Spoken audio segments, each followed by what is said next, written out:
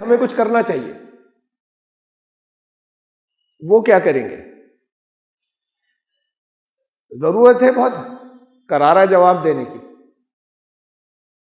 तो एक चैलेंज आया तो उसका एक जवाब जाएगा ना। उन्होंने कहा तलवार उठा लें, लोग गन्स ले लें, हथियार उठा लें। फिर आपको क्या करना है उसके जवाब में? हमारे पास भी बहुत अच्छे हथियार हैं, इस्तेमाल नहीं किया आपने आज तक। Subscribe the channel and press the bell icon to never miss a video. अल्हम्दुलिल्लाह अल्हम्दुलिल्लाहिल्लज़ी लहू हम्दन कसीरन कमा अमर व अशहदु अल्ला इलाहा इल्लल्लाह वहदहु ला शरीका लह व अशहदु अन्ना सय्यदना व नबिय्यना व मौलाना मुहम्मदन अब्दुहु व रसूलुहु। बिरादरान किराम, अभी 5 दिन पहले की बात है, अभी जो पहले संडे अभी गुजरा ही, मेरठ में स्वामी जी ने एक तकरीर की, उसका क्लिप चला है। अब मुमकिन है आप लोगों ने भी देखा हो, कुछ लोगों ने। चौधरी चरण सिंह यूनिवर्सिटी का एक कॉलेज है, कॉलेज कौन सा था ये तो नाम मुझे नहीं मालूम हुआ, लेकिन वहाँ पर हिंदू पंचायत के नाम से एक प्रोग्राम ऑर्गेनाइज हुआ और उसमें ये स्वामी आनंद स्वरूप हैं, इनकी भी एक स्पीच हुई। उस स्पीच का क्लिप मुझे देखने को मिला, ये सुनने को मिला। स्वामी जी कह रहे थे कि ये जितने मुसलमान हैं, अगर ये ऐसे नहीं आए तुम्हारी तरफ या तुमसे, अगर हमसे अगर इनको ताल्लुक़ रखना है या हमसे कुछ जुड़ना है इन्हें, तो सबसे पहले तो इन्हें कुरान छोड़ना होगा, इन्हें नमाजें छोड़नी होंगी पहले। तो इन्हें तुम लोग सब बता दो कि तुम पहले कुरान छोड़ो, नमाजें छोड़ो, उसके बाद हमसे कोई मेल मिलाप हो सकेगा किसी भी तरह का। और इनका आर्थिक बहिष्कार करो, इनसे हर तरह के सौदे लेना छोड़ो, इनका सामाजिक बहिष्कार करो, इनका राजनीतिक बहिष्कार करो। ये तो थोड़े दिनों में घुटने टेक देंगे, ये सब इस्लाम छोड़ छोड़ के हिंदू हो जाएंगे अगर तुमने ये किया तो। और वैसे भी 4 साल तो मैं नहीं कह रहा, ये वो जो उन्होंने कहा वो दोहरा रहा हूँ। वैसे भी अब 4 साल रह गए हैं, हिंदू राष्ट्र तो बनने वाला है,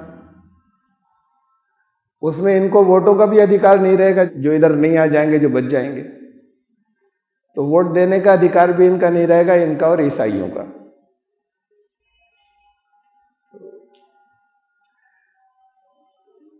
ये हिंदू पंचायत जो है, ये तकरीरें इन्होंने या ये पंचायतें जगह जगह कर रहे हैं, ये वहाँ के ऑर्गेनाइजर्स ने बताया, अखबार वालों को या प्रेस को, मीडिया को बताया। उन्होंने एक भागवत फाउंडेशन है जिन्होंने ये कराया था, तो उन्होंने रिपोर्ट दी कि अगला प्रोग्राम हरिद्वार में है, इससे पहले दिल्ली हुआ, लखनऊ हुआ, बलिया में हुआ, कोलकाता में हुआ।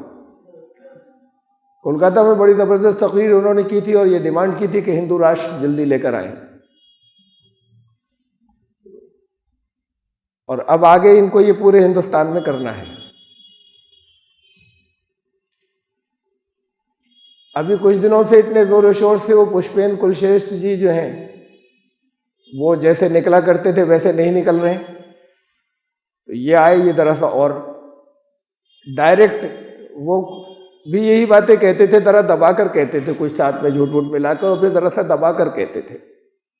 इन्होंने साफ जो है वो ऐलान कर दिया और बता दिया कि जो कुछ होना चाहिए और जो आगे होगा होगा। तो इन्होंने बता दिया वोटिंग राइट्स खत्म किए जाएंगे। और तुम लोग इतने ही से दिनों के लिए अभी क्या उसका इंतजार क्यों कर रहे हो? अभी से तुम देखो, तैयारी करो। और उन्होंने कहा कि हथियार उठाओ, तलवारें उठाओ, गन उठाओ और हथियार उठाओ हिंदू राष्ट्र के आने तक। कोई हो सकता है एक आध जुमला मुझे कहने में कोई ज़बानी नहीं रटा हुआ है, कोई मामूली सा कहीं फर्क हो गया हो, लेकिन मफहूम बिल्कुल 100% यही है और तकरीबन ऐसी ही सारी बात है। तो ये आर्थिक बहिष्कार कोई नई चीज तो है नहीं। मुझे बात बातें तो इनकी बहुत ऐसा है कि जैसे अहमकाना हो। आर्थिक बहिष्कार कोई नई बात नहीं है, ये तो बरसा बरस से चला आ रहा है।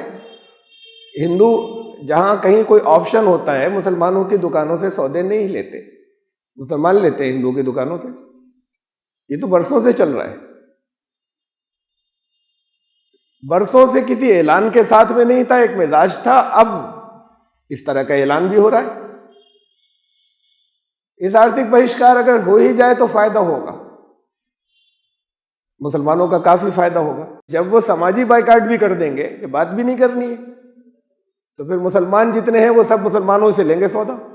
हिंदू तो पहले भी नहीं लेते थे। और एक रेजिस्टेंस आ जाती है, जब किसी को ऐसे जब दबाया कुचला जाता है तो एक कुव्वत मुदाफियत है, एक रेजिस्टेंस है, वो भी आती है। तो कुल मिलाकर तो इससे अगर आर्थिक बहिष्कार होने ही लग जाए तो फायदा होगा। सामाजिक बहिष्कार का भी सीन 100% ना हो, लेकिन अच्छा खासा तो एक जमाने से चल रहा था। जब जावेद अख्तर जैसे मुसलमानों को किराए पर फ्लैट नहीं मिले कि यहां मुसलमान नहीं रहेंगे, जो फिल्म इंडस्ट्री के मुसलमान हैं और जो बहुत मतलब किसी तरीके से भी उनको, मुझे तो ये तो नहीं कहना चाहिए, किसी को बारे में नहीं कह सकता मुसलमान नहीं कहें, जो अपने आप को मुसलमान कहे, लेकिन वो तो इंतहाई आखिरी दर्जे के सेकुलर जो लोग हुआ करते हैं उनमें से, आम जबान में मैं कह रहा हूँ, सेकुलर होना भी अच्छी बात है, इंतहाई इस दर्जे के सेकुलर लोगों में उनका जिनका शुमार होता है, उनको किराए पे जगह देने से मना कर दिया जाए कि नहीं मुसलमान नहीं रहेगा यहाँ। तो ये सामाजिक बहिष्कार तो था, और ये तो अब थोड़ी बरसों से चला आ रहा है, चाहे वो दिल्ली हो, मुंबई हो, कोई और शहर हो।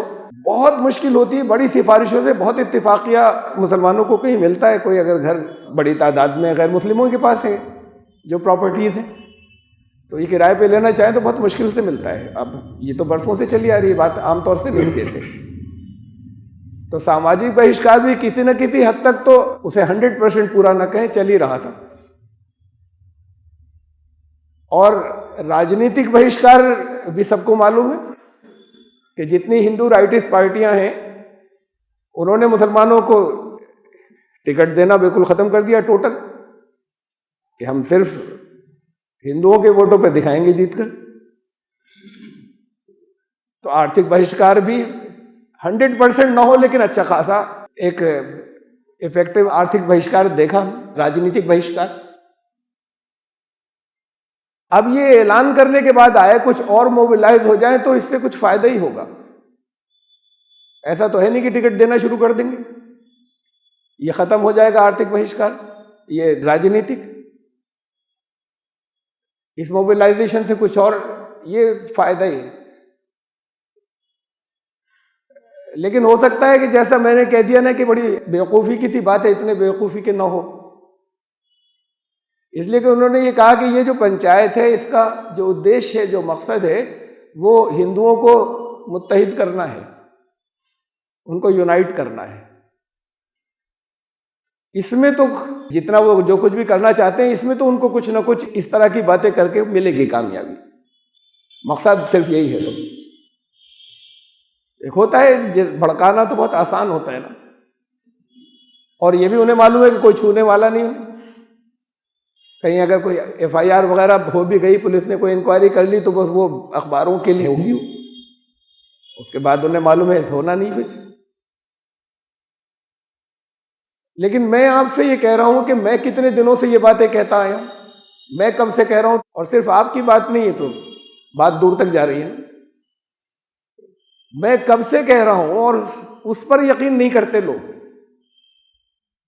जब मैंने ये कहा था कि वो वक्त आएगा जब बहुत लोग कहने लगेंगे अभी दुनिया में अकेला सबसे पहला मैं हूं जो ये बात कह रहा हूं, और तब से जगह जगह बहुत मर्तबा कहा, लेकिन अभी जैसे लोगों को यकीन करना चाहिए था वो नहीं किया लोगों ने। अच्छा, इनकी बात पर कर लीजिए यकीन, अब वो कह रहे हैं कि नहीं हमें ये करना है। ऐसा नहीं कि इन्होंने कोई नई बात कह दी, इन्होंने बहुत ज्यादा साफ लफ्जों में कह दिया। न कहते तो बहुत दिनों से अलग टुकड़ों टुकड़ों में तो कहते आ रहे हैं बहुत से लोग कि उस हिंदू राष्ट्र में आपके वोटिंग राइट्स नहीं होंगे, ये कॉन्स्टिट्यूशन नहीं बचेगा। ये वो कह रहे हैं और ऐलान कर रहे हैं वहां पर। अब ये इनको किस तरह का जवाब देना चाहेंगे? या कम से कम इतना होगा कि जैसे यहां पे बड़े इत्तेहाद मिल्लत की वो करते हैं ना लोग, कॉन्फ्रेंस से करते हैं, जलसे करते हैं, एका हो जाए, शायद इनकी तकरीरों से हो जाए। इसलिए कि अब हो ये गया कि इनका भी इत्तेहाद जितना है, जितनी यूनिटी है, वो मुसलमानों को कोई ना किसी को दुश्मन दिखाकर ही बना। कोई पॉजिटिव चीज तो है नहीं, कोई एक पॉजिटिव चीज कभी नहीं आई तो उन नारों की शक्ल में आई जिनको होना नहीं था कुछ जिनका। तो ये तो हिस्ट्री में बहुत पुरानी बात है कि इस तरह की जो तंजीमें हैं उनको पहले एक दुश्मन बनाकर खड़ा करना होता है अपने आप को मुत्तहिद करने के लिए। दुश्मन बनाना जरूरी होता है, उसके नाम पर ही इत्तेहाद हो सकता है। अगर उसी लेवल पर आप भी आ गए हैं तो आप भी फिर एक ये देखिए कि एक दुश्मन कुछ कह रहा है, इसी पर हो जाना मुत्तहिद। तो इसका बहुत एक जब इतने साफ लफ्जों में समेट कर बिल्कुल सामने बात रख दी गई और साथ में ये भी किया गया इस 4 साल के लिए भी हथियार उठा लो। हथियार क्या करेंगे? घास थोड़ी काटेंगे तलवार से। और कहा कि गन उठा लो, तो गन का क्या करेंगे? किस बात की कॉल है ये? उससे क्या मक्खियों पे निशाना लगाएंगे? और कहा ये भी 4 साल के लिए है जरूरत, उसके बाद तो फिर काम हो ही जाएगा ना अपना। अब ये बहुत सी जगहों पे कहा है और बहुत सी जगहों पे और कहने जा रहे हैं। आप भी फिर कम से कम इस दर्जे पर ही आ जाइए कि किसी नेगेटिव चीज के ऊपर, पॉजिटिव पर नहीं होते ना, किसी नेगेटिव चीज ही के ऊपर मुत्तहिद हो जाए कि उधर से ये वार्निंग आई तो अब जरा सा एक हो जाए। एक हो गए तो क्या करेंगे क्या फिर? अभी तो एक हो जाना क्या चीज होती है? पहले एक किसी मकसद के लिए होता है ना, इत्तेहाद, यूनिटी किसी कॉज के लिए होगी ना। क्या करना है? यूनाइट होके इलेक्शन जीतने। मैंने तो कितने सालों पहले बताया था कि ये इलेक्शन का तो निजाम ही खत्म होगा। इन्होंने भी बताया कि अभी तो आपके तो वोटिंग राइट ही नहीं रहेंगे, इलेक्शन जीतने के क्या मतलब है? तो फिर इत्तेहाद से यानी मुत्तहिद होके क्या करेंगे? कोई मकसद हासिल करना होता है ना। देखिए, यूनिटी 2 कामों के लिए होती है। एक यूनिटी पॉजिटिव होती है, एक नेगेटिव होती है। यूनिटी किसी के खिलाफ, यूनिटी कुछ अच्छे कामों के लिए, इत्तेहाद कुछ अच्छे काम करने के लिए, कुछ मुस्बत काम करने के लिए। ये तो जो यूनाइट कर रहे हैं वो कुछ नेगेटिव कामों के लिए कर रहे हैं। या और मैं थोड़ा सा इसे मॉडिफाई कर दूं, तरमीम कर दूं इसमें, अपने नजदीक वो इसे भी मुस्बत ही काम समझ रहे हैं। इसलिए कि उनके सामने जो इमेज है कि बड़े खराब लोग हैं, बड़े आतंकी हैं, बड़े ये नासूर है कि इसे काटना चाहिए, तो अपने नजदीक ये भी कुछ वो पॉजिटिव ही समझ के कह रहे हैं, नेगेटिव भी नहीं। उसे तो जाने दीजिए, लेकिन वो जब उनके दिलों में ये है और जब इसके ऊपर जिनके दिलों में नहीं है उनके दिलों में और डालना चाहते हैं, और इस पर वो यूनाइट लोगों को करना उनका मकसद है, बताया कि इन पंचायतों का। आप यूनाइट हो गए तो आप क्या करेंगे? या तो किसी पे हमला करेंगे यूनाइट, या कुछ अच्छे कामों के लिए निकलेंगे, या इसके लिए निकलेंगे कि कहीं लड़ाई करें, कुछ फसाद करें। ये सोचना ये जरूरी है कि मुत्तहिद हों। अभी तक ही चल रहा है। अभी 3 रोज पहले की बात है, एक कमेंट पड़ा मेरे कान में किसी का, कुछ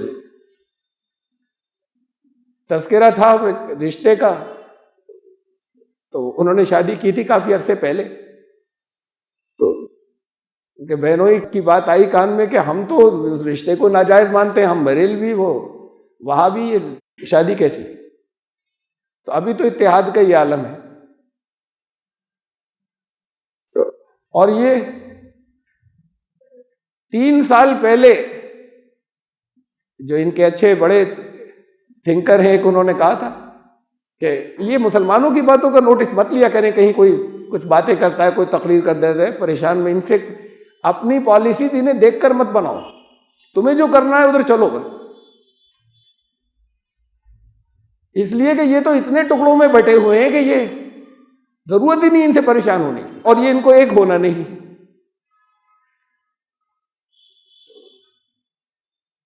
अब ये दुनिया आपके बारे में जो कुछ जानती है, जो कुछ वो समझते हैं, वो आपके सामने आता है। मैं फिर दोबारा उसे दोहरा रहा हूं कि आपको हमें क्या करना है या कुछ नहीं करना चाहिए। इंतजार करें कि ठीक है, उन्होंने बता दिया ना कि 4 साल रह गए, तो अब ये तो वो कह रहे हैं 4 साल, मुमकिन है इसके आगे कुछ और मार्जिन भी हो। तो मैंने तो 2026 बताया था, ये उस इलेक्शन की वजह से कह रहे होंगे 4 साल, 2024 में इलेक्शन आ रहा है, तो ये इंतजार करना है कि अच्छा चलो 4 साल गुजर जाएं या 6 साल गुजर जाएं, देखेंगे क्या होता है। फिर जो कुछ होता है वो तो उसके मंसूबे बना रहे हैं, उसके लिए जमीन हमवार कर रहे हैं। बहुत सी चीजें आपको कहीं ग्राउंड पर नजर आ रही हैं, नहीं आ रही, मुझे नहीं मालूम। जो छोटे छोटे कानून मुख्तलिफ स्टेट्स में बन रहे हैं, कैसे बन रहे हैं, आप इससे कनेक्ट कर सकते हैं नहीं कर सकते, मैं नहीं जानता। आपको क्या जवाब देना है, हमें क्या जवाब देना चाहिए। अगर मुत्तहिद हो जाए तो, और न हो, बात यह है कि नहीं होंगे तो भी जितने कम ही हो, चाहे जो समझदार लोग हो, जिनकी कुछ समझ में आए कि नहीं हमें ना हो मुत्तहिद, हमें कुछ करना चाहिए, वो क्या करेंगे। जरूरत है बहुत करारा जवाब देने की। तो एक चैलेंज आया तो उसका एक जवाब जाएगा ना। उन्होंने कहा तलवार उठा लें लोग, गन्स ले लें, हथियार उठा लें, फिर आपको क्या करना है उसके जवाब में। हमारे पास भी बहुत अच्छे हथियार हैं, इस्तेमाल नहीं किया आपने आज तक। ये लोहे की तलवारें बेकार हैं उसके आगे, और ये बुलेट्स बेकार हैं गन्स की उसके आगे।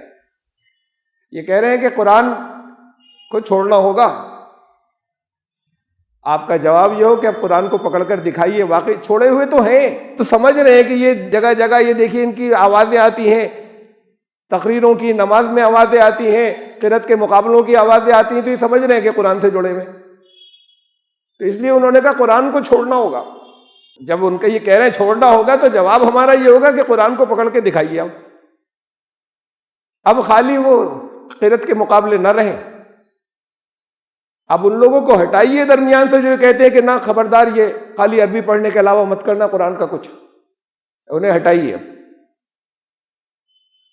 अब ये वक्त नहीं बचा कि आप उनकी सुनते चले जाएं। दूसरी बात उन्होंने कही नमाजें छोड़ो, उन्हें नहीं पता नमाजें तो हैं छुटी हुई। मस्जिदों में लोग नजर आते हैं, वो समझ रहे हैं नमाजें हो रही हैं, मस्जिद जाते हुए लोग नजर आते हैं उन्हें। रसूलुल्लाह सल्लल्लाहु अलैहि वसल्लम ने फरमाया था, मैंने पहले भी सुनाई हदीस, मसाजिदुहुम आमिरा व खराबम मिनल हुदा, मस्जिदें भर जाएंगी उनकी, हिदायत के खंडर होंगे वो सब, नजर आने में भरी होंगी, भरती चली जाएंगी। वो उसे देखकर कह रहे हैं ये नमाजें छोड़नी होंगी इनको। आप नमाजें कायम करके दिखा दीजिए, लेकिन नमाजें कायम करना यह नहीं होता कि आप अजान की आवाज आई और आप चले गए टोपी लगा के। अब नमाज सीखना स्टार्ट कर दीजिए। वो जो कुछ आपने सीखा था वो नमाज का खाली बॉडी थी, जिस्म था खाली। जो बचपन से लेकर आज तक चला आ रहा है, वो नमाज नहीं थी, वो सलात नहीं थी। सलात तो पूरी दुनिया से उठ गई। सलात शुरू भी नहीं होती, नमाज शुरू भी नहीं होती, सलाम फिर जाता है। इसलिए कि उसकी तो नीयत ही ये थी कि मैं अपने आप को सब तरफ से काट रही हूं और मुकम्मल अपने आप को यकसू कर दिया इस वक्त उसके आगे, टोटली कंसंट्रेट कर दिया उसके सामने। जो इन बेचारे ये स्वामी जी जो थे, इनकी बात तो ये तो बहुत मामूली से हैं। ये तमाम कोई बड़े सम्राट हो, किसके होंगे? बड़े बड़े शहंशाह होंगे, किसके होंगे? जमीन के होंगे। इस एक जमीन नहीं, जमीन और सारे आसमानों और जमीन को जो वजूद जिसने बख्शा, इस वक्त मैं उसके सामने हूं और सब तरफ से कटकर, ये तो नियत थी। अब आपको बचपन से नियत ये सिखा दी, नियत करती हूं मैं 2 रकात नमाज फजर की, पीछे इस इमाम के वास्ते अल्लाह ताला के। ये तो दिल में होना काफी होता है, कह लें ज़बान से, मैं वैसे नहीं मना कर रहा, लेकिन ये आपके दिल में है, नियत दिल से होती है। आप इस वक्त यहां पर मस्जिद में आए, चाहे मुंह से कुछ कहा या नहीं कहा, आप फजर की नमाज पढ़ने नहीं आए, ना आप मगरिब की नमाज पढ़ने आए, ना आप यहां जमात से 4 रकात पढ़ने आए। ये सब तो नियत थी आपकी घर से चलते वक्त ही। और ना आप बैतुल्लाह की तरफ पीठ करके नमाज अदा करने आए हैं। तो ये तो नियत चलते वक्त भी थी, जबान से कह लेंगे कोई हर्ज नहीं है, नियत दिल में होती है। असल नियत तो वो थी कि अब मैंने अपने आप को हर तरफ से काट लिया, अब इस नमाज में मेरा शिर्क नहीं होगा, कोई दूसरा नहीं आएगा। इसके लिए बड़ी मशक की जरूरत है, ये 2-4 दिन में नहीं हो जाती। रसूलुल्लाह सल्लल्लाहु अलैहि वसल्लम ने फरमाया था कि ये सुन्नतें नवाफिल अपने घर पे पढ़ा करो, अफजल है, कोई पाबंदी तो नहीं थी। तो जिनके लिए मुमकिन हो वो जाएं, वो करें घर पर। बाद लोगों को यहीं से कहीं काम पर जाना होगा, वो यहीं पर अदा करके जाएं। लेकिन क्यों कहा था अफजल है? और वहां भी जाकर किसी ऐसी जगह कीजिएगा जहां लोग गुजर नहीं रहे हों, कोई खटपट की आवाजें कम हो, जरा तन्हाई मिल जाए, जरा डिस्ट्रैक्शन नहीं हो, ऐसी जगह, उसमें इधर उधर तवज्जो जो है वो बंटने का काम कम हो। और इतनी मशक शुरू कर दीजिए, कुछ दिन में हो जाएगा, बशर्ते के पाबंदी से 5 वक्त हो। इतनी मशक स्टार्ट कर दीजिए कि यहां तो आप मजबूर हैं कि इमाम ने जब अल्लाह अकबर कहा तो आपको हाथ बांधने हैं, जब इमाम रुकू में गए तो आपको साथ में झुकना है। अभी आप ने कंसंट्रेट किया ही नहीं था, अभी ये तसव्वुर जहन के अंदर आया ही नहीं था कि इस वक्त मैं उस मालिक के सामने हूं जो इतना अजीम है, सारी कायनात को वजूद दे रहे हैं। अभी ये दिमाग में तसव्वुर आया नहीं था, इमाम साहब ने कहा अल्लाह अकबर, तो आपको फिर करके जल्दी से कुछ पढ़ना है। और पढ़ना भी कहाँ है आपको, तो वो पढ़ रहे हैं तो फिर थोड़ा सा सुना, उसके बाद इधर उधर अपने दिमाग जा रहा है। सब अच्छी बुरी बातों में तो अच्छी भी बातें बुरी ही हैं, जब वो यहां से हटकर दिमाग कहीं और जा रहा है। तो नमाज कहां से हुई? ये थोड़ी सी कैफियत, ये मशक स्टार्ट कीजिए कि इसकी हो जाए। आंखें बंद कर लीजिए, अगर उससे ज्यादा सहूलत है, पूरी इजाजत है। नमाज में कंसंट्रेशन लाने के लिए अगर आंखें बंद करके उसकी मकसद से अगर आंखें बंद की जाएं तो ये फुक़हा ने इजाजत दी है। तो अगर इधर उधर डिस्ट्रैक्शन हो रहा है, आंखें खोलने से कट नहीं पा रहे, तो आंखें बंद कर लीजिए। ये प्रैक्टिस स्टार्ट कर दीजिए फौरन, और ये कुछ दिनों में आएगी कि पूरी नमाज में आपका ये तसव्वुर कायम रहे कि इस वक्त मैं सब तरफ से कट गई, और सिर्फ वो मेरे सामने है, मैं उसके हुजूर हाजिर हूं, वो मुझे देख रहा है। हम तो उसे नहीं देख सकते, वो देख रहा है और यही है, हमारे साथ है। ये तसव्वुर थोड़ा सा कायम जब हो जाए, तब अल्लाह अकबर कह के हाथ बांधे। शुरू में थोड़ा सा आ जाएगा, अक्सर लोगों का बहुत कंप्लीट नहीं आएगा, आ जाएगा चंद मर्तबा में आ जाएगा, कुछ लोगों को जरा ज्यादा दफा आएगा, लेकिन पाबंदी से होगा तब।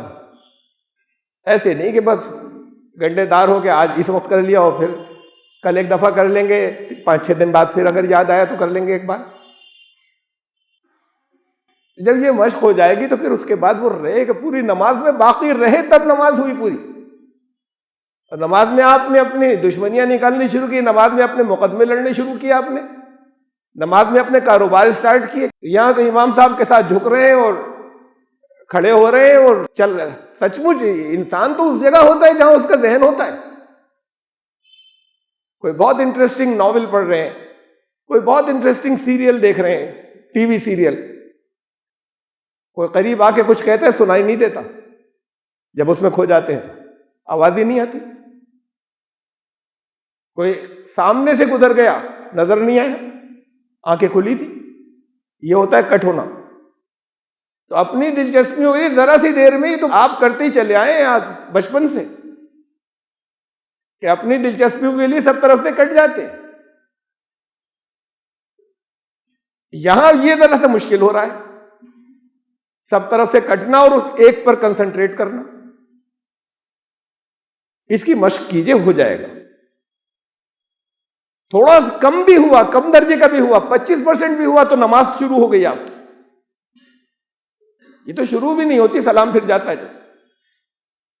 हुजूरी का एहसास नहीं है तो क्या कर रहे हैं? कि मैं किसी के सामने, मालिक के सामने हाजिर हूं जिसके लिए ये सलात है मेरी, तो फिर कर क्या रहे हैं अगर हुजूरी का एहसास, तसव्वुर नहीं है हाजिर होने का? ये सिखाया ही नहीं जाता। नमाज का हिसाब देना होगा।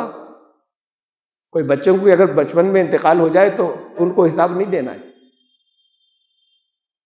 बालिग हो, शरीयत की किसी भी अमल का हिसाब बालिग होने से पहले का नहीं देना है। ये उसूल है, आकिल और बालिग पर फर्ज है शरीयत के अहकामात। अक्ल वाला हो, मालूम हो कि क्या कर रहे हैं, ये पता ही नहीं कि क्या कर रहे हैं। जैसे दीवाने होते हैं, उनसे हिसाब नहीं लिया जाएगा। फिर क्यों कहा था कि 7 साल से शुरू करा देना बच्चों को? रोजा जब बच्चे जिद करते हैं तो आप कहते हैं ना जरा सा रुक जाओ, अभी इस साल नहीं अगले साल रखना। नमाज क्यों शुरू करा देते हैं पहले से? अब याद करना कितनी देर का काम है, इसमें रोजे जैसी मशक्कत थोड़ी हो रही है। रसूलुल्लाह सल्लल्लाहु अलैहि वसल्लम ने कहा था शुरू करा देना बहुत कम उम्र से। सख्ती भी करना, जरा बड़ा हो जाए, नहीं पढ़, अभी बालिग नहीं हुआ है, एडल्ट नहीं अभी। इसलिए कि वहां से बताना शुरू कैसे होगी, तब बड़े होते तक जहां पर आपने फर्ज होगी तब परफेक्ट हो जाएंगे वहां तक आते आते। वो सिखाया नहीं जाता, वो बताया भी नहीं जाता। तो ये उम्मत की बदकिस्मती है कि सलात उठ गई, शुरू भी नहीं तो हम सलाम फेर कर आप के हमने पूरी कर ली, जोहर की पढ़ ली, असर की पढ़ ली, मगरिब की 5 वक्त की पाबंदी से। तो उनका जवाब यह है कि अब कुरान से जुड़कर दिखा दीजिए। उनका जवाब यह है कि अब आप सलात कायम करके दिखा दीजिए। तो कहें नमाज नहीं पढ़े, हम कहें हम सलात कायम करके दिखाएंगे। यह है असल जवाब। और उनके अटैक मालूम नहीं क्या करना चाहते हैं, वो तलवार से या गन से, जो भी करें। आप अगर सही रास्ते के ऊपर हैं और उस सही मकसद पर हैं, ये बहुत जरूरी है। जिंदगी में आए तो कोई मकसद होगा ना। अगर सही मकसद के ऊपर हैं, अगर उनकी गोली आपको लग गई तो कामयाब हो गए, तो उससे तो डरे नहीं। लेकिन ये आपको देखना होगा कि आप कुरान से जुड़े, तब कुरान कुछ रहनुमाई कर रहा है, नहीं कर रहा है। जुड़ना क्या चीज होती है? वो खाली सुभान अल्लाह उसके ऊपर रब हो गई, पिछले दौर की बातें हो गई, खुश इलानी के साथ में। अच्छा है तजवीद के साथ में, सही अदायगी के साथ में हर एक सीखे। लेकिन चाहे आपने जितनी अच्छी आवाज के साथ में, जितनी अच्छी किरत के साथ में सीख लिया, ये तो ऐसी है कि ट्रैफिक सिग्नल के ऊपर कि आपने ये रट लिया कि रेड सिग्नल पे रुकना है, लाल बत्ती पे रुकना है, और चले चले जा रहे। चाहे लाल बत्ती हो गई या नहीं हो गई, वो आप रटते हुए जा रहे हैं। अब इसे देखिए कि उसने क्या कहा। उसने तो कुछ छोड़ा नहीं जिंदगी को कोई शोभा। और हिदायत मिलती है हमें मोहम्मद रसूलुल्लाह सल्लल्लाहु अलैहि वसल्लम से। उनकी बात पहले बताऊं। ये फरमाया कि मैं 3 चीजें बता रहा हूं, उसमें से कि मेरे रब ने मुझे 9 बातों का हुक्म दिया, उसमें से 3 बता रहा हूं मैं आपको। जो मेरे साथ ज्यादती करे मैं उसे माफ कर दूं, जो मेरे हक मारे और मुझे न दे मैं उसे दूं और उसके हक अदा करूं, जो मुझसे रिश्ते काटे, तो कह रहे ना कि हम कटना है इनको। एक माँ बाप की औलाद है, रिश्ता तो कट ही नहीं सकता। रिश्ते हां जबान से कहने से, दिल से कहने से कट जाते हैं। वो काट रहे थे, कहा कि जो मुझसे कटे मैं उससे जुड़ूं, जो मुझसे रिश्ते अपने तोड़ना चाहे मैं उससे रिश्ते जोड़कर दिखाऊं। उसमें से 3 मैंने आपको बताई। ये तो रसूलुल्लाह सल्लल्लाहु अलैहि वसल्लम ने फरमाया था। जवाब हमें यह देना है, इसके लिए बड़े सब्र की जरूरत है, बहुत पेशेंस की जरूरत है, डटे रहने की जरूरत है, बेपनाह सब्र की जरूरत है। वस्ताईनु बिस्सब्र वस्सलात, मदद चाहिए सब्र और सलात से मिलेगी। 2 अल्फाज हैं ये। जब अल्लाह ने कहा मदद मिलेगी तो हर किस्म की मदद मिलेगी, हर मौके पर मिलेगी, लेकिन इन नमाजों से नहीं मिलेगी। सलात से मिलेगी। सलात कायम करने से मैंने बताया आपको कि जुड़िए तो पहले उससे। ये ताल्लुक और राबते का होना चाहिए, कांटेक्ट का, ज़ाब्ते का नहीं। हाथ कितनी दूरी पे कितना हो और झुके कितना, दिल झुका नहीं, आप माथा चाहे जितना रगड़ दीजिए। सलात और सब्र,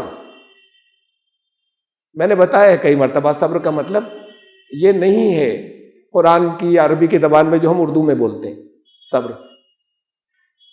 कि मुंह डाल के पड़े हुए हैं, ठीक है, रोते नहीं, चीखते चिल्लाते नहीं, मुसीबत के ऊपर बैठे नहीं।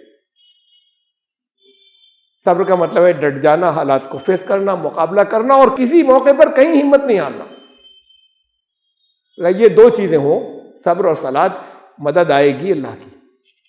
वस्ताईनु, तो इस्तिआनत आएगी। ये 2 लफ्ज हैं अरबी जबान के, एक इआनत, एक इस्तिआनत। दोनों का ट्रांसलेशन हेल्प हो जाता है, लेकिन फर्क है। ये जो इआनत होती है, ताउन, इसी से बना है, कोऑपरेशन। मेरी कोई चीज गिर गई, आपने जल्दी से उठा के दे दी, या मैंने कहा प्लीज उठा दीजिए। ये ताउन तो हम जगह जगह लेते हैं, कुरान में भी है। बड़ी तारीफ की है अल्लाह रब्बुल इज्जत ने। कोई गुजरे हैं जुल्करनैन, बहुत अदल वाले हुक्मरां, बहुत बड़ा, आजकल के बादशाहों से बड़े शाह। उनसे एक जगह पर कहा गया कि ये एक बड़ा, इधर से आते हैं याजूज माजूज, तबाही बड़ी मचाते हैं। तो उन्होंने कहा मैं कर दूंगा इसका इलाज, लेकिन लेबर तुम दो। अय्यूनी बिकुव्वा, ये अपनी लेबर जो है, मैन पावर तुम दे दो, मुझे इआनत करो, मेरा ताउन करो, तो मैं ये ऐसी रोक बना दूंगा कि उनका रास्ता रुक जाए। तो ये कॉपरेशन मांगने की बात, ये तो होती है इआनत। एक होती है इस्तिआनत, इय्याका नाबुदु व इय्याका नस्तईन, ये इस्तिआनत है, किसी से नहीं, सिर्फ अल्लाह से। जो चीजें हमें, जो दूसरा कोई दे नहीं सकता, वो देगा चाहे दूसरों के जरिए ही, लेकिन वो सिर्फ डायरेक्ट उससे, इय्याका नस्तईन, सिर्फ आपसे। ये मदद तो हम बहुत सी एक दूसरे से मांगते हैं, और इसके बगैर दुनिया में काम नहीं चलता, जो हमारी बहुत सी जरूरतों की चीजें हैं। तो ये इस्तिआनत का लफ्ज वहां पर आया है, वस्ताईनु। वो मदद जो किसी और के जरिए नहीं मिलेगी, वो डायरेक्ट अल्लाह से मिलेगी, चाहे उसके साधन वो बना दे, उसको पुकारना होगा सिर्फ आपसे। वो आएगी सब्र और सलात के जरिए, बिस्सब्र वस्सलात। लगे रहे, बीच में डिस्ट्रैक्ट नहीं हो, भूल नहीं जाए, हिम्मत नहीं हार जाए, और सलात हमारी वो हो जो वाकई सलात है, का मदद आएगी। उसके अलावा हमारी रोजमर्रा के आपस में हमारी डीलिंग्स कैसे हो, जवाब क्या दें। कुछ जबानी जवाब भी होते हैं ना, जबान बड़े काम करती है। अब मैंने कुछ चीजें अच्छी कहीं डाला, अब ये आएगा जहां जाता है, क्योंकि फेसबुक लाइव होता है तो फेसबुक पर आता है।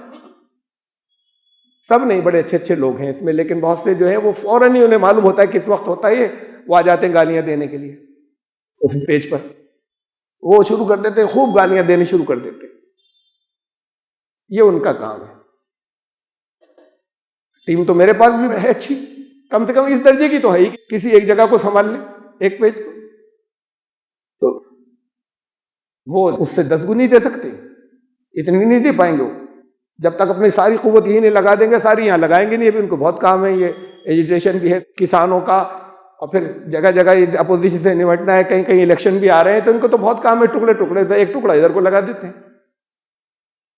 तो हमारे पास तो उससे ज्यादा है निपटने के लिए। गालियां भी याद है लोगों को। हमारे पास से अगर गाली का जवाब गाली से गया तो बात क्या हुई? वो अपनी खून ना छोड़ेंगे, हम अपनी वजह क्यों बदलें? वो उनकी आदत है, मत छोड़ें। लेकिन कुछ ही लोग हैं ऐसे, ये भी सिर्फ वो होंगे, इसमें न मालूम कितने होंगे इन गालियां देने वालों में, जिन्होंने समझा नहीं है, अभी जाना नहीं है। जानकर खूब समझकर जो कर रहे हैं कर लेने तो उन्हें अल्लाह भुगतेगा, ऐसे नहीं भुगतेगा। जब हम उस जिम्मेदारी को अदा करेंगे जो हमें दी गई थी, तो उनसे भुगत लेगा। अब हमें जो जवाब देना है वो क्या देना है? हमारा करारा जवाब, इसमें हारना है उन्हें। हमसे कहा, बड़ी सिंपल सी बात है, वला तस्तविल हसनत वला सय्यिआ। ये अच्छा जवाब, बुरे जवाब, ये नेकी बुराई, ये एक जैसे नहीं होती, ये बराबर एक के लेवल पे मत समझना इन्हें। इदफा बिल्लती ही आसन, कोई बड़े हुस्न के साथ जवाब जाना चाहिए, ऐसा जो अच्छा लगे। अगर कोई इस तरह की चीजें जैसे मैंने अभी कही आए या और दिल दुखाने वाली आए, तो जवाब बहुत हुस्न वाला जाना चाहिए। फ़ैज़ल्लज़ी बैनका व बैनहु अदावतुन कअन्नहु वलियुन हमीम। तो ये अल्लाह का वादा है, यकीन आपको है या नहीं? ये ऐसी सुनते हैं खाली। तुम्हारा दुश्मन भी होगा तो बहुत अच्छा दोस्त बन जाएगा, ये अलग बात है। वो नहीं जिसने ये तय कर लिया हो कि मुझे दुश्मन ही रहना है। सब बात समझ भी ली मैंने। जो जितने गलत फहमी की वजह से दुश्मन है, ऐसा नहीं होगा कि पहली दफा हो जाए। इधर आपने मोहब्बत से जवाब दिया, उन्होंने कहा अरे हाथ जोड़ के आप तो बहुत महान है। इसमें सब्र की जरूरत है। वमा युलक्काहा इल्लल्लज़ीना सबरू, ये मिलेगी नहीं, ये चीज नसीब उनको नहीं होगी जो सब्र नहीं कर सकते,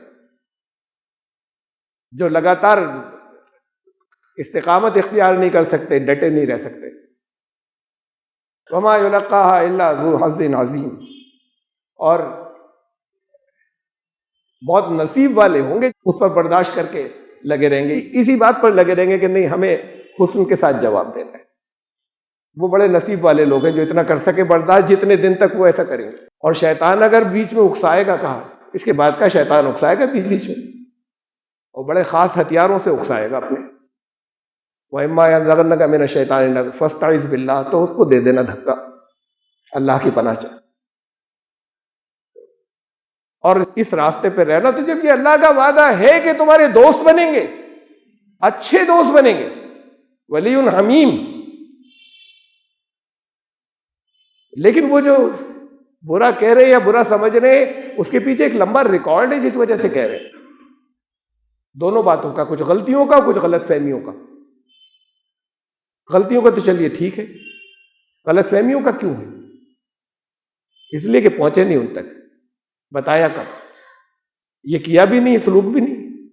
ये हुक्म कुरान का था, जादिलहुम बिल्लती ही अहसन। गलत बात उनको बताएंगे जरूर। अरे नुकसान कैसे बर्दाश्त कर लें, ये तबाही की तरफ जा रहे हैं, ये अपने आप को तबाह कर रहे हैं, ये बर्बाद कर रहे हैं अपने आप को। यहां दुनिया में भी तबाह होंगे।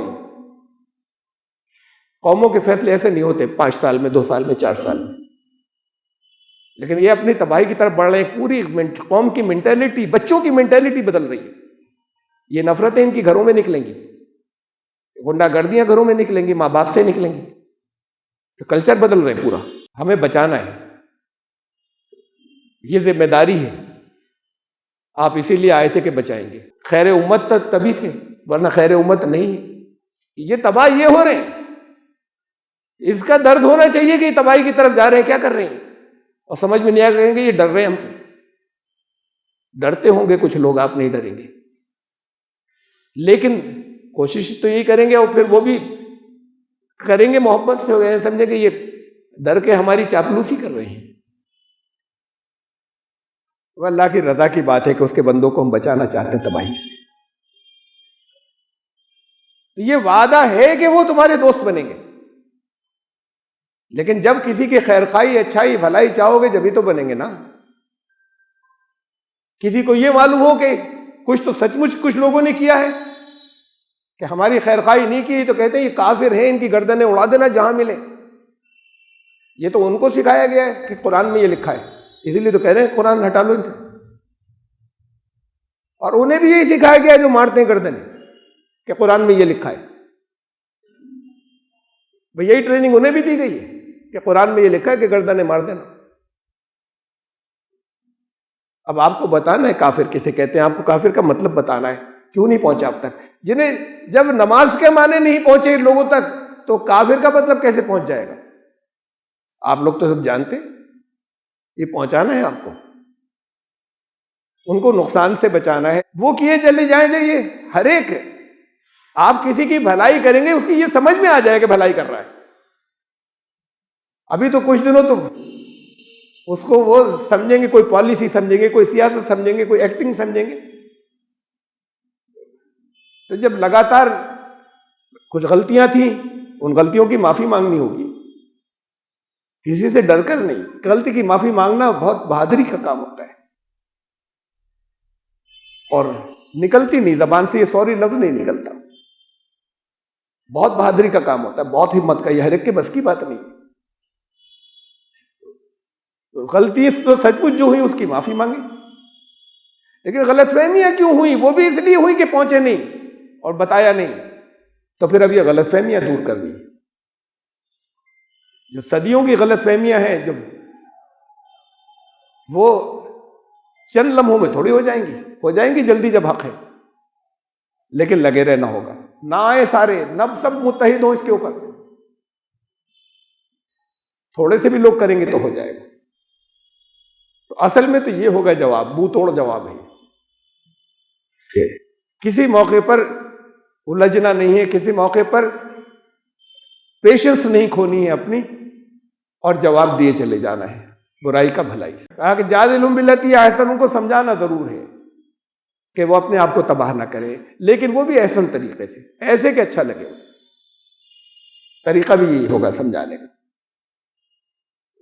शुरू में तो जिससे नफरत हो जाती है ना, उसकी हर अच्छी बात भी बुरी लगती है, लेकिन होती है, जगह जगह होती है। अपने आप की रिलेशनशिप में होती है कि लगातार एक कंडक्ट कोई देखे तो नफरतें बदलती हैं, कन्वर्ट होती हैं नफरतें में। तो अभी इस तरह के लोग तो और भी आ सकते हैं बहुत से निकलकर, लेकिन आप में से कितने लोग इस पर मुत्तहिद हो सकते हैं उनका सही जवाब देने के लिए? सही जवाब अपनी अक्ल से मत दीजिएगा, सही जवाब जो कुरान की गाइडेंस है उसके जरिए दीजिएगा। उन्हें मालूम भी तो हो कि कुरान क्या कह रहा है।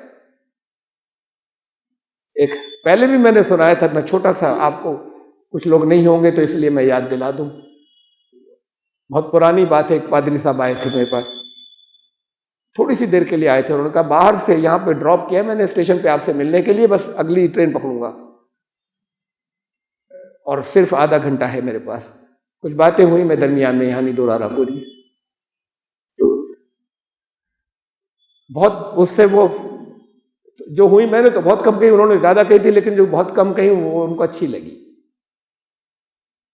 और जब जाने लगे तो फिर मैंने उनसे आखिरी बात कही कि पाजी साहब, कुरान ने ईसाइयों के बारे में एक बात कही हमसे। तो अब वो तो फिर पब्लिसिटी तो यही है ना कि गर्दनें उड़ा देना, वो भी काफिर। तो उन्होंने कहा क्या कहा है कुरान ने? कहा कुरान ने हमसे ये कहा कि और बहुत से अकीदों वाले, बहुत से धर्मों वाले, उनके मुकाबले में इनको तुम अपने से ज्यादा करीब पाओगे। इसलिए, ऐसे नहीं, इसलिए कि इसके अंदर दुनिया की लालच छोड़कर, सचमुच की दुनिया छोड़ने के बाद राहिब होते हैं, वो फकीर होते हैं, फकीर मिजाज हो जाते हैं। और इसलिए कि इसमें अच्छे इल्म वाले भी होते हैं। तो उन्होंने 2 बार कहा कुरान में ये लिखा है। तो मैंने कहा मैं लाकर दिखाऊं आपको, मैंने आपको मफहूम बताया ये कुरान की आयत का, कुरान में ये लिखा है। फिर उनकी आंखों में आंसू आ गए। तो ऐसा होता है कि जब हमने बताया नहीं ना, बताया तो कहीं उनके कानों तक यही पहुंची कि इन्हें काफिर कहो, इनकी गर्दन उड़ा दो, तो फिर उनको तो नफरत होगी ना ऐसी चीज से। अब वो कीजिए जो कहा है कुरान ने, और अल्लाह का वादा है कि कम से कम उनके लिए तो नफरतें खत्म हो जाएंगी जो ये कर रहे हैं। मालूम नहीं वो कहां तबाह होंगे जिनके नहीं समझ में आ रहा क्या होगा उनका। तो ये तो अब ज्यादा वक्त थोड़ी बचा, उन्होंने अब तो मैंने उनकी जबान से बता दिया ना आपको कि आपकी उल्टी गिनती शुरू हो गई। या तो इंतजार करते रहिए या अब कुछ कर लीजिए, और करने का काम सिर्फ वही है जो रहमतुल आलमीन ने हमें दिया था, जैसे बताया था कि वो रिश्ते तुमसे तोड़ रहे, तुम्हें जोड़ने होंगे। तो कह रहे हम नहीं रखेंगे रिश्ता, पहले कुरान बंद करो, पहले नमाज बंद करो। इन्हीं लफ्जों में तो कहा है, कहेंगे हमसे हमारे नबी ने कहा है कि रिश्ता नहीं टूटेगा, और कुरान ये कह रहा है कि तुम कहते रहो बुरा, हम कुरान से अगर हम नहीं जुड़े तो फिर वो होगा जो पहले तुम देखते थे। तुम बुरा कहते रहो और हम उसका जवाब भलाई से देते रहेंगे। तो हम ये करके दिखाएं और ये बताएं उन्हें। हम नमाज में तो हम सलात, हम जब उससे जुड़ेंगे तो तुम्हारे लिए दुआ मांगेंगे, तुम्हारी भलाई के लिए मांगेंगे। ये ऐसे नहीं होती प्रार्थना जोड़ना, उससे जुड़े नहीं, आप मांग रहे हैं हाथ उठा के चारों तरफ, वो तो हर जगह है, कनेक्शन ही नहीं हुआ। बात तो फौरन पहुंचती है, कनेक्शन होता है। अब इसको नए सिरे से देख लीजिए। अब वार्निंग बहुत खुलकर सामने आने लगी, उसकी तायीद में वो जो कुछ मैंने बहुत पहले कहा था अब उन्हीं लफ्जों में आने लगी। तब भी कुछ कहा था कि क्या करना है आपको,